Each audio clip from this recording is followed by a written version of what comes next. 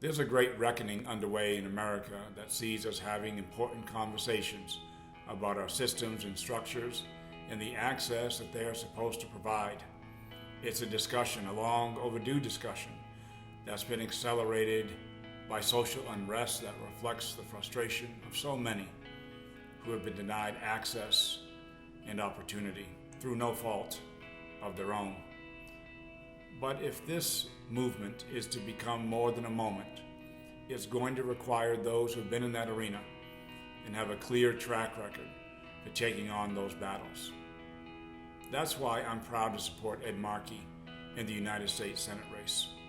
You know, Senator Markey and I are of different races, we're of different generations, we're of different faiths, but we share a common bond in the working class experiences from which we come.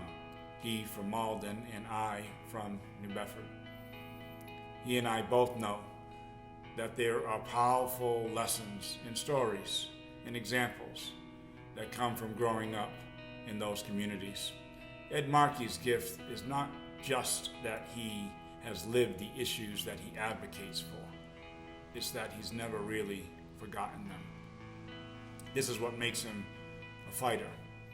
And Ed Markey has always been a fighter. A lot of times when it was inconvenient, politically inconvenient for him to do so.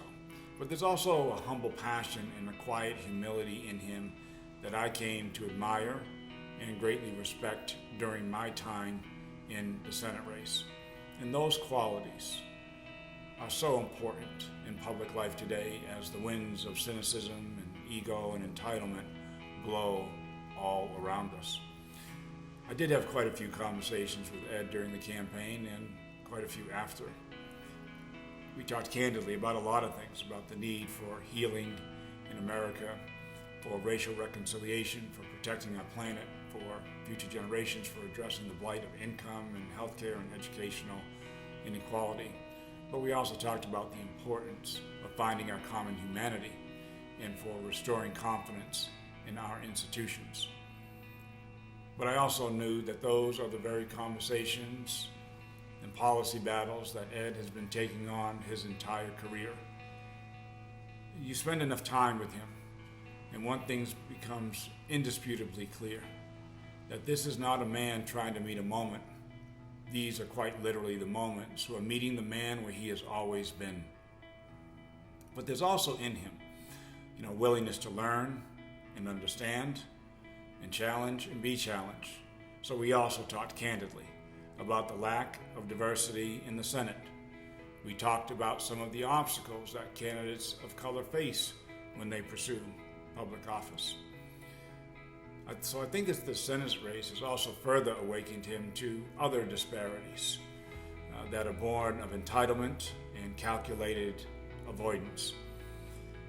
I should also share that I was particularly appreciative that Ed welcomed me into the Senate race when, in all candor, many others did not. One of the very first calls, in fact the very first call that I received when I suspended my campaign was from Ed Markey, thanking me for joining the race and, as he is wont to do, for extolling the virtues of public service and encouraging me to stay on that path. It says a lot about his character and says a lot about the person that he is and has always been. So I am proud to support Senator Ed Markey in this Senate race. And I do so because I see in him a humble fighter. I see in him a proud public servant, actually something of a warrior servant. But perhaps more than anything else, Ed Markey's just a good man, a very good man. And in my book, that means just about everything. So let's get out and vote on September 1. I hope that it will be a vote for Ed Markey. Stay safe and well.